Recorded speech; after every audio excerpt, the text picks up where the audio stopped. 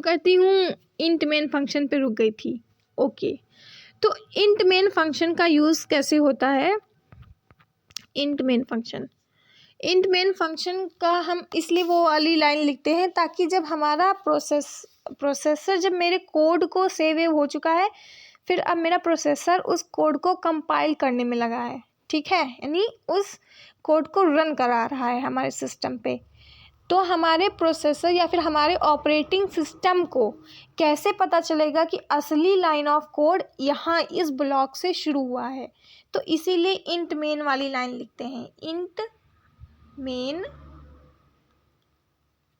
फिर ये है ना, ये लाइन इसीलिए लिखते हैं ताकि जो हमारा ओएस यानी ऑपरेटिंग सिस्टम है ये समझ पाए कि यहाँ से हमारा रियल लाइन ऑफ कोड है, ये हमारा रियल ब्लॉक ऑफ कोड है, इसी में हमको पूरा सिस्टम करना है। यानी मेन ब्लॉक कहाँ से शुरू होता है ये इंट मेन वाली लाइन बता देती है ऑपरेटिंग सिस्टम को, ठीक है। तो वहाँ से अपना डीबगिंग और ये सब कुछ खुद समझ जाता है कि इंट मेन आ गया, यस, यानी कि अब हमको और सेफली अपने प्रोग्राम को डीबग करना है, उसको कंपाइल कराना है, फिर रन कराना है। तो ये ऑपरेटिंग सिस्टम को इस लाइन से पता चल जाता है, इसीलिए हम ये इंट मेन लाइन लिखते हैं। यहाँ से ऑपरेटिंग सिस्टम को डायरेक्ट हो जाता है कि प्रोग्राम शुरू हो गया, ठीक। यूज़र डिफाइंड फंक्शन को हम कैसे बनाते हैं, डिफिनीशन एंड डिक्लेरेशन। तो यूज़र डिफाइंड फंक्शन को are those functions which are build by user itself, यानी प्रोग्रामर खुद उसको बना रहा है फॉर सम स्पेसिफिक टास्क, यानी एक स्पेसिफिक टास्क को करने के लिए यूज़र ने खुद अपना एक कोई फंक्शन बना लिया है, ठीक है, वैसे फंक्शंस को कहते हैं यूज़र डिफाइंड फंक्शंस, ठीक। Now comes writing and executing program, ठीक। कैसे मेरा प्रोग्राम एग्जीक्यूट होता है उसके स्टेप्स लिखे हैं। सबसे पहले हम प्रोग्राम लिखते हैं, यस, हमने प्रोग्राम लिख लिया, देन उसको सेव करते हैं, यानी अपनी मेमोरी में जाके जगह देते हैं, ठीक है, सेव हो गया। उसके बाद हम इसको कंपाइल एंड रन करते हैं। कंपाइल में क्या होता है कि हमारा जितना भी कोड है ना, जितना भी हमने सोर्स कोड बनाया है, सोर्स कोड, ठीक है, जितना भी लिखा है मैंने अपनी सी लैंग्वेज में, उसको कन्वर्ट करना है मशीन लैंग्वेज में, ये कंपाइलर का काम होता है। यानी कंपाइल में यही होता है। स्टैंडर्ड इनपुट आउटपुट फंक्शंस ऐसे फंक्शंस हैं जो हमें मिलते हैं एक हेडर फाइल के अंदर जिसका नाम है #include stdio.h। हमें इस हेडर फाइल के अंदर ये IO फंक्शंस मिल पाते हैं, और जब तक मैंने ये हेडर फाइल नहीं खोली होगी तब तक ये scanf एंड printf का यूज़ हम नहीं कर पाएंगे। एंड अगर हमको यूज़र से कुछ इनपुट लेकर देन अपने प्रोग्राम में डालना है तो उसके लिए हम scanf का यूज़ करते हैं। देन अगर हमको यूज़र को कुछ दिखाना है, आउटपुट वाली जो स्क्रीन आती है उस पर भी कुछ हमको लिख के दिखाना है, तो हमको हमेशा printf का यूज़ करना पड़ेगा। यानी scanf वैल्यूज़ हमारे प्रोग्राम में डालने के लिए एंड printf यानी आउटपुट वाली स्क्रीन पर वैल्यूज़ को लाने के लिए, ठीक है। printf इनपुट देने के लिए, scanf इनपुट देने के लिए और printf आउटपुट लेने के लिए, इसीलिए हम इन दोनों का यूज़ करते हैं, ठीक। Now comes operator precedence and associativity. इसकी एक टेबल होती है, what is operator precedence. It is a kind of BODMAS rule of our C language, ठीक है। हमारी सी लैंग्वेज का कौन सा रूल है कि कौन सा ऑपरेटर पहले एग्जीक्यूट होगा, कौन सा बाद में होगा। तो ऑपरेटर प्रेसिडेंस टेबल ही ये डिसाइड करती है कि हमारा कौन सा ऑपरेटर सबसे पहले रन होगा, ठीक है। एसोसिएटिविटी बताती है कि देखो एक ही लाइन में बहुत सारे ऑपरेटर के प्रेसिडेंस आ जाते हैं, तो उनमें भी सबसे पहले कौन रन होगा ये बता देता है एसोसिएटिविटी। यानी इन दोनों का काम सिर्फ ये होता है कि मेरा जो एग्जीक्यूशन है ऑपरेटर्स का, यानी जो मैं प्लस माइनस मल्टीप्लाई डिवाइड ये सब यूज़ कर रही हूँ, ये कहाँ से इसकी कैलकुलेशन शुरू होगी और स्टेप वाइज कैसे कैलकुलेशंस कौन सा ऑपरेटर पहले होगा, नहीं, ऑर्डर बताता है, ऑर्डर ऑफ एग्जीक्यूशन यही तय करता है। ठीक है, इसका एग्जाम्पल है कि हम प्लस माइनस से हमेशा डिवाइड और पहले मतलब डिवाइड और मल्टीप्लाई सॉल्व करते हैं, उसी के बाद प्लस माइनस सॉल्व करते हैं। ठीक है, इसकी एक पूरी टेबल है, वो चलो देखते हैं। Precedence and associativity table, high to low. ठीक, यानी सबसे पहले रन होगा ब्रैकेट, उसके बाद रन होगा प्लस यानी इंक्रीमेंट डिक्रीमेंट ऑपरेटर, उसके बाद रन होते हैं मल्टीप्लाई डिवाइड और modulo operator, then plus minus run होगा, then relational operator, then equal to non equal to, and ये वो वाला एंड है। सी देखो, एंड दो टाइप के हैं, एक एंड है बिटवाइज एंड और एक एंड है लॉजिकल एंड। तो लॉजिकल एंड पहले एग्जीक्यूट होगा। ठीक, देन ये टर्नरी ऑपरेटर फिर यूज़ होगा, देन इक्वल टू ऑपरेटर, यानी ये ऊपर से नीचे आ रहा है। ओके, यानी ऊपर से रन होते होते देन जाकर नीचे का रन होगा। दिस इज दिस, यानी यहाँ से ऐसे, यहाँ पे एक ऐसे एरो बना देंगे। ठीक, अब मान लो एक ही लाइन में देखो 3 आ गए, एक ही लाइन में 3 आ गए, तो यहीं पे इसकी एसोसिएटिविटी लिखी है, यानी अगर एक ही स्टेप पे अगर 3 ऑपरेटर्स हैं तो इसमें भी सबसे पहले कौन रन होगा। तो इसकी देखो इस वाली लाइन की एसोसिएटिविटी है वो लेफ़्ट टू राइट है, यानी ये लेफ़्ट होता है, ये राइट होता है ना। हाँ, तो यानी पहले मल्टीप्लाई सॉल्व होगा, उसके बाद डिवाइड सॉल्व होगा, उसके बाद मॉड्यूलो साइन होगा। ये एसोसिएटिविटी ने बता दिया कि अगर ऑपरेटर प्रेसिडेंस भी किसी की सेम है तब हम डिसाइड करते हैं एसोसिएटिविटी से कि कौन सा ऑपरेटर पहले रन होगा और कौन सा बाद में होगा। ठीक, ये हमको यहाँ से पता चलता है। देन हम पढ़ने वाले हैं स्टोरेज क्लासेस। स्टोरेज क्लासेस यानी कि ये स्टोरेज क्लासेस ऐसी क्लासेस होती हैं जिसके अंदर डिफरेंट वेरिएबल्स हम डालते हैं और उन्हीं वेरिएबल्स कैसे वेरिएबल्स होंगे, उनकी लाइफ कितनी होगी, ये हम बताते हैं स्टोरेज क्लासेस में। ठीक, तो ये स्टोरेज क्लासेस उधर पढ़ेंगे अब। दिस स्टोरेज क्लासेस 4 टाइप की स्टोरेज क्लासेस होती हैं। First auto, second register, third static and fourth extern. तो सारी पढ़ेंगे इधर। ठीक है, तो ऑटो स्टोरेज क्लासेस कैसी होती हैं, यानी ऑटो स्टोरेज क्लासेस के अंदर के जो वेरिएबल्स होते हैं वो लोकल वेरिएबल होते हैं। मतलब लोकल वेरिएबल क्या होते थे, यानी वो सिर्फ उतने ही ब्लॉक में यूज़ होंगे, उतने ही ब्लॉक में हम उनको यूज़ कर पाएंगे जिस ब्लॉक में उसको मैंने डिफ़ाइन किया है। ठीक है, अगर चाहा कि उस ब्लॉक से बाहर भी किसी दूसरे ब्लॉक में मैं पहले वाले ब्लॉक का कोई वेरिएबल यूज़ कर लूँ, तो अगर वो ऑटो क्लास में है तो मैं उसको यूज़ नहीं कर पाऊँगी क्योंकि वो वेरिएबल अब लोकल वेरिएबल बन चुका होगा। ठीक है, देखो स्टोरेज क्लासेस होती क्या है, स्टोरेज क्लासेस ही डिफ़ाइन करती हैं कि जो वेरिएबल है वो कैसा होगा, है ना, वो लोकल होगा कि ग्लोबल होगा, उसकी लाइफ टाइम कितनी होगी, मतलब वो कितना देर तक मेमोरी में रहेगा, दिखेगा हमको। ठीक है, उसकी डिफ़ॉल्ट वैल्यू क्या होगी, मतलब एरर नहीं देगा लेकिन डिफ़ॉल्ट वैल्यू में कुछ ना कुछ तो प्रिंट करके देगा ही। ठीक है, तो वो डिफ़ॉल्ट वैल्यूज़ क्या होती हैं, वेरिएबल के स्कोप, लाइफ टाइम और डिफ़ॉल्ट वैल्यू को ही समझाने वाला, बताने वाला कहलाता है स्टोरेज क्लासेस। पहली स्टोरेज क्लासेस है ऑटो, इसके अंदर की जितने वेरिएबल्स होते हैं सारे के सारे लोकल होते हैं। इनका स्कोप सिर्फ ब्लॉक भर का है, यानी जिस ब्लॉक के अंदर इसको यूज़ किया जा रहा है सिर्फ उतने ही ब्लॉक में इसका एक्सेस रह पाएगा। लाइफ टाइम ये है कि जैसे ही वो ब्लॉक ऑफ कोड, यानी जैसे ही वो फंक्शन रन होकर ख़त्म होता है ये मेमोरी से गायब। ठीक है, ये मेमोरी से तुरंत गायब। तो इसीलिए इसकी लाइफ टाइम सिर्फ फंक्शन भर की है, जैसे ही आउटपुट आया वो भी मेमोरी से साफ़ हो जाएगा। ठीक, इसकी डिफ़ॉल्ट वैल्यू है गार्बेज। मान लो मैंने a इक्वल्स टू कुछ नहीं लिखा, अभी इंट a नाम का एक वेरिएबल मैंने ओपन किया। ठीक है, और उसको मैंने ऑटो क्लास में ओपन किया है, यानी वो एक काइंड ऑफ ऑटो क्लास का वेरिएबल है। ठीक है, तो और उसके बाद मैंने इसमें देखो कोई वैल्यू डाली नहीं है, फिर बाद में उसको मैं प्रिंट कराना चाहती हूँ तो उसको मैंने प्रिंट करा लिया। ठीक है, तो एरर नहीं देगा, मतलब ऐसे एरर नहीं देगा कि value of A is not found, no, error ही नहीं देगा। वो वो कोई भी इधर उधर की वैल्यू ला के मुझे प्रिंट करा के दे देगा, मतलब एरर ना दे करके वो डिफ़ॉल्ट वैल्यू एज एन कोई गार्बेज वैल्यू लाकर हमें दिखा देगा।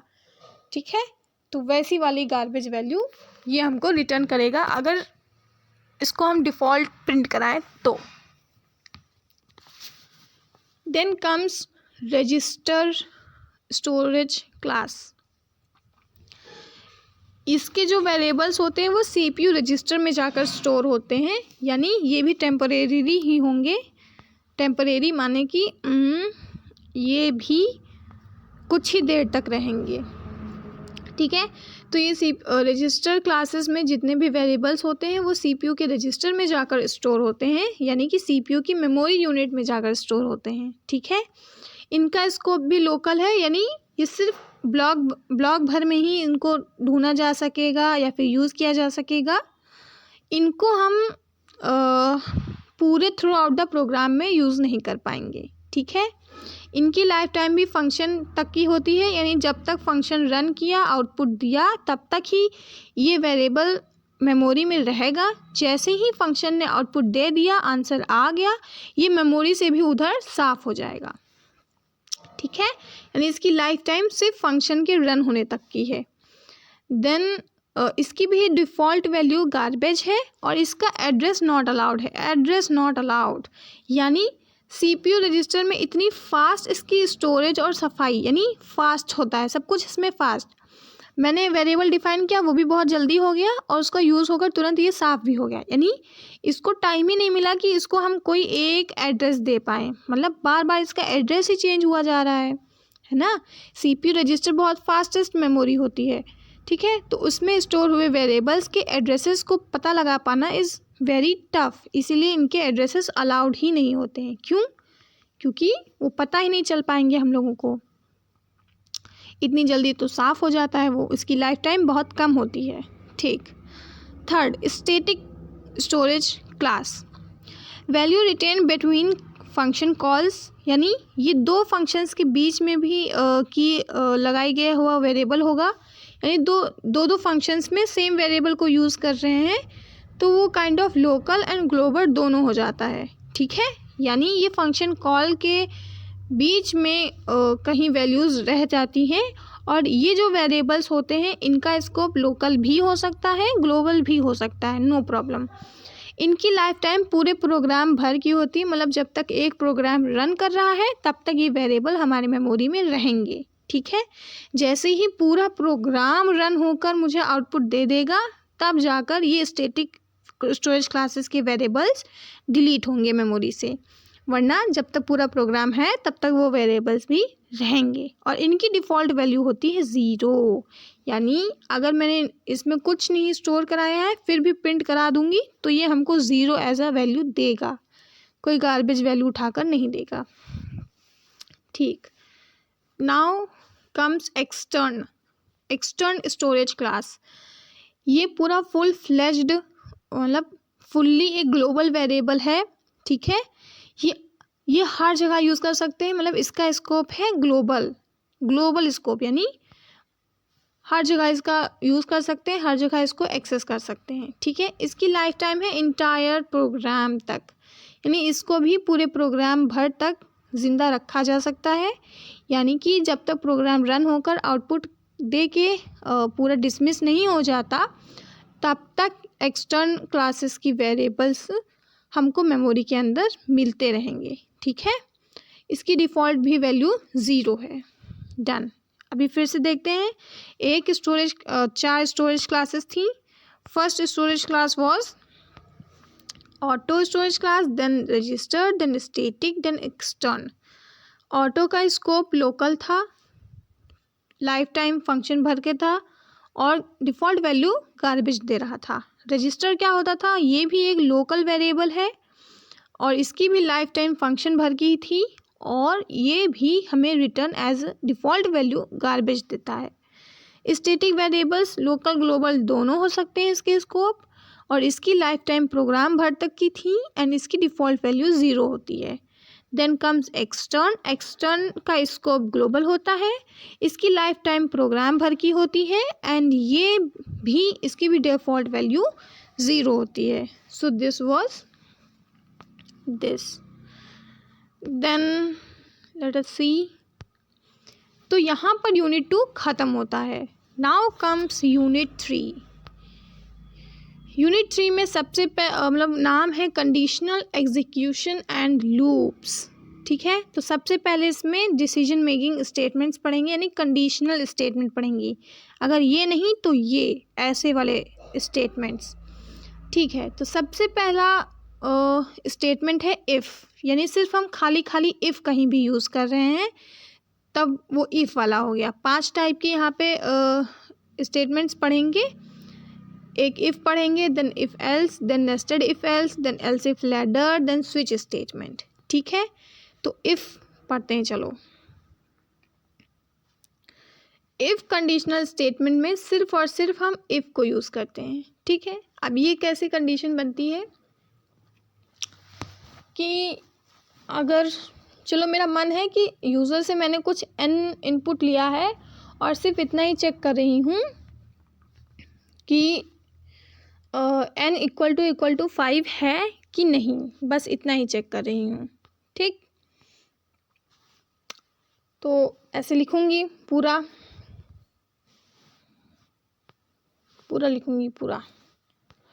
हैशटैग, इसका एग्जाम्पल में ऐसे लिखना है, हैशटैग इंक्लूड stdioh.h। ठीक है, ये लिख दिया। देन इंट मेन लिखेंगे। ठीक है, और फिर यहाँ पर इंट n की वैल्यू दे देंगे कि ये 4 है। ठीक है, और इसको बंद कर देंगे। अब यहाँ पर सिर्फ मैं चेक करना चाहती हूँ कि क्या n बराबर बराबर बराबर बराबर 4 है। अगर ये 4 के बराबर है तो मुझे प्रिंट कर दो कि हेलो। ठीक है, तो ये प्रिंटफ हेलो डाल दिया, यानी इसके अंदर हेलो प्रिंट कर देगा ये। ठीक है, और ये यहाँ पे मैंने क्लोज कर दिया, यहाँ पे रिटर्न 0 और यहाँ पे वाला भी ब्रैकेट क्लोज। ठीक है, यानी इसमें देखो सिर्फ मैंने इफ़ का यूज़ किया है, सिर्फ मैंने इतना चेक किया है कि जो n की वैल्यू 4 है, 4 हो तो तुरंत मुझे प्रिंट कर दो हेलो, वरना कोई बात नहीं, मेरा प्रोग्राम ख़त्म। तो ये इफ़ का यूज़ हो गया, यानी सिर्फ हमें एक छोटी सी कोई कंडीशन चेक करनी है और उसके हिसाब से कुछ प्रिंट कराना है, बस उसमें हमने इफ़ का यूज़ कर लिया। अब हम यूज़ करना सीखेंगे इफ़ एल्स को जोड़े में। जोड़े मीन्स कि पेयर में यूज़ करेंगे, इफ़ और एल्स दोनों। अब ऐसे चीज़ें कहाँ यूज़ होती हैं जहाँ पे मुझे एल्स में भी क्या करना है ये पता हो। ठीक है, तो मान लो मैं वोटिंग का देख रही हूँ। ठीक है, तो मेरे पास एक कंडीशन हो गई कि जो मेरे पास एज आई है क्या वो 18 के बराबर है या फिर 18 से बड़ी है, तभी मैं उसको वोटिंग कराऊंगी। तब लिख के आएगा येस यू कैन वोट। ठीक, वरना यानी एल्स ये लिख के आना चाहिए कि यू कैन नॉट वोट। ठीक, इस पे प्रोग्राम बनाएंगे तो इफ़ एल्स दोनों यूज़ होने लग जाएगा। चलो देखते हैं। ठीक है, तो पहले include stdioh, then int main, then यहाँ से मेन प्रोग्राम शुरू। ठीक, यहाँ पे इंट एज वेरिएबल ले लिया है, एक डिब्बा लिया है ताकि मैं एज को स्टोर करा सकूँ। ठीक है, तो इस बार मैं चलो अभी दे रही हूँ, एज दी ही मैंने 1 नहीं दूंगी, एज दी है 20। ठीक है, 20 एज दी है और अब मुझे चेक करना है कि वो वोटिंग के लायक है कि नहीं है। ठीक है, तो मैं कैसे चेक करूँगी, बढ़िया से लिखूँगी इफ़, फिर उसके अंदर कंडीशन डालूँगी कि एज या तो बड़ी है या तो बराबर है 18 के, तब मैं उससे कहूँगी yes you can vote. Printf can vote, ये मैंने उसमें लिख दिया। ठीक है, बट अगर एल्स में, अब मैं एल्स लिखूँगी और देन एल्स में लिखूँगी कि printf you can not vote. देखो यहाँ पे इफ एस दोनों यूज़ हो गया ना यूज़, फिर यहाँ पर रिटर्न 0, प्रोग्राम ख़त्म। देखो इफ एल्स का दोनों यूज़ कर लिया, यानी पहले मैंने एज इनिशलाइज कर दिया कि हाँ 20 है, उसके बाद मैं इफ़ लगाकर एज को चेक कर रही हूँ क्या वो 18 से बड़ा है। हाँ, मेरा बड़ा है 18, 20 से 20 जो है वो 18 से बड़ा है, तो इसने इसी को प्रिंट करा दिया, यानी कि कैन वोट, ठीक है, एल्स रन ही नहीं हुआ। मान लो मैंने यहाँ पे 20 की जगह पे 10 दी होता, 10, ठीक, तो ये कंडीशन फॉल्स हो जाती क्योंकि 18 से 10 तो बड़ा नहीं है, तो ये एल्स रन करता यानी कांट वोट, ठीक है, ऐसे रनिंग होती इसमें। देन आप पढ़ने वाले हैं नेस्टेड इफ एल्स, यानी इफ़ के अंदर मैं एक और इफ एल्स यूज़ कर रही हूँ, उसके बाद पहले वाले इफ़ का एल्स लिख रही हूँ। मतलब इसका स्ट्रक्चर कैसा बनेगा, इसको अगली बार